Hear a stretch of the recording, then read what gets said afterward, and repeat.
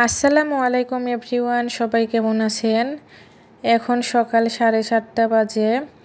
সবাই ঘুম থেকে উঠেছে। আপনাদের ভাইয়া এখন চা খাবে। আমাদের শ্বশুরবাড়ির সবারই অভ্যাস আছে সকালবেলা ও বিকালবেলা চা ছাড়া চলে না। তো সকালবেলা তো আর খালি পেটে চা খায় না। এখানে আমি আমাদের বাড়ির দেশি মুরগির ডিম ছিল, 2টা ডিম সেদ্ধ করেছি, আর পাউরুটি ছিল, পাউরুটি দিলাম, কলা দিলাম।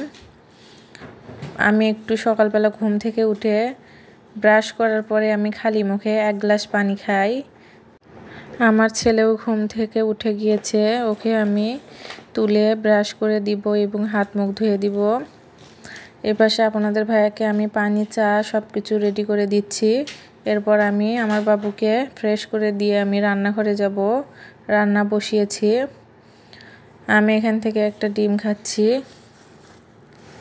আর আপনাদের ভাইয়াকে বললাম এগুলো খাও, আমি বাবুকে হাত মুখ ধুয়ে দিই এবং আমি রান্নাঘরে আমার কাজ আছে, আমি রান্না করি, রান্নাটা সেরে আসি। আজকে আমি রান্না করব মসুরের ডাল, মুরগির মাংস, গতকালের ছোট মাছের চচ্চড়ি আছে, গরুর মাংস ভেজেছি।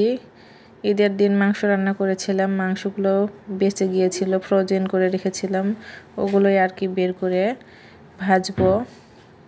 এই দিয়ে আমাদের সারাদিন হয়ে যাবে। আমার ভিডিওতে যখন সুন্দর কমেন্ট পাই তখন আমার খুবই ভালো লাগে। আমার প্রচুর অ্যাসিডিটি, আমি সকালবেলা উঠে কিছু খাই না। সাধারণত আমি 1 থেকে 2 গ্লাস পানি খাই, এতে আমার শরীরটা ভালো লাগে। মাশাআল্লাহ, সকালের সুন্দর পরিবেশ।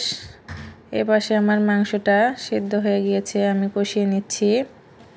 আপনাদের ভাইয়া মুরগির মাংস বলেন, গরুর মাংস বলেন, সব মাংসতে আলু খেতে চায়, আলু খেতে নাকি ওর ভালো লাগে।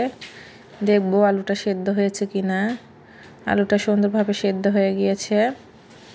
এগুলো বাসারই মুরগি ছিল, বাড়িতে পালন করা মুরগি। এপাশে আমি মসুরের ডাল রান্না করেছি আর ভাত বসিয়েছি। ভাতটা আমি ভালোভাবে চেলে দিব, তাছাড়া চাপা লাগে। আমার দেরি হয়ে গিয়েছে, অলরেডি ভাত একটু চাপা ধরেছে, ঝরঝরে হলে ভালো হয়।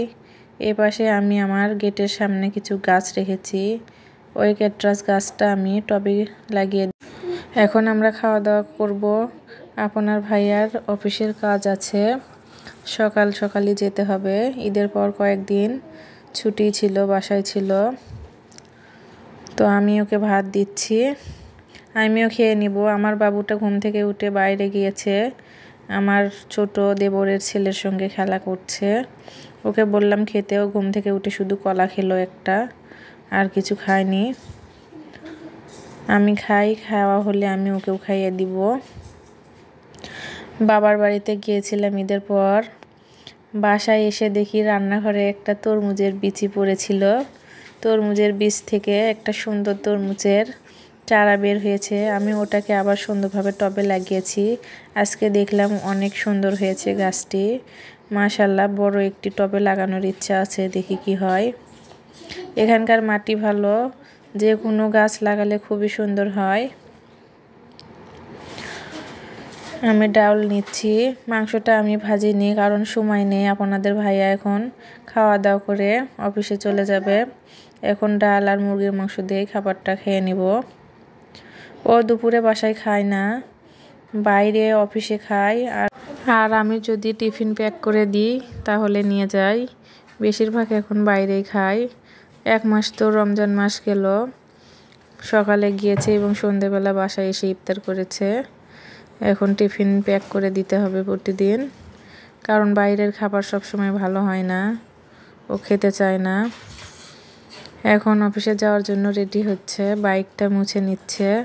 বাইরে আমরা সবাই বসে আছি, আমার শাশুড়ি মা, শ্বশুর, যা, পাশের বাড়ির যা, ছেলে মেয়ে সবাই বসে আছে। এই পাশে বাবুরা খেলা করছে। আমার দেবরের ছেলেটা দেখুন, ও এখন একটু একটু হাঁটা শিখেছে, উপরে থাকতেই চায় না। দেখুন কামড় দিচ্ছে, নামবে দেখে, নেমে দেয়নি দেখে দিয়েছে কামড় একটা, এখন ছুঁড়ে ওকে নামে দেবে। এ পাশে আমার শ্বশুর মশাই ভুট্টা বিক্রি করেছে, বলতেছে 5,000 টাকা রাখো। শাশুড়ি মা গাছ থেকে পেঁপে পেড়ে নিয়ে এসেছে, পেঁপেটা কাটছে, সবাই মিলে তেঁতুল দিয়ে পেঁপে মাখা খাওয়া হবে।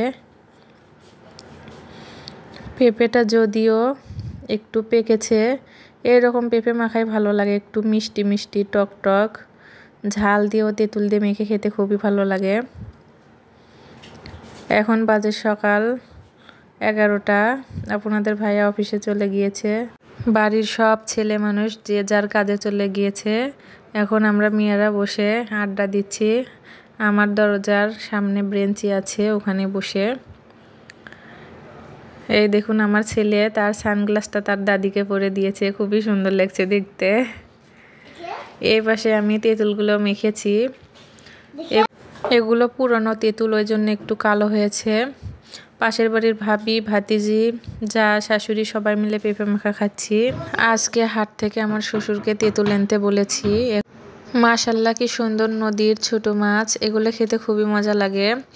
আজকের ভিডিওটি এই পর্যন্তই, কেমন হয়েছে অবশ্যই সবাই কমেন্টে জানাবেন।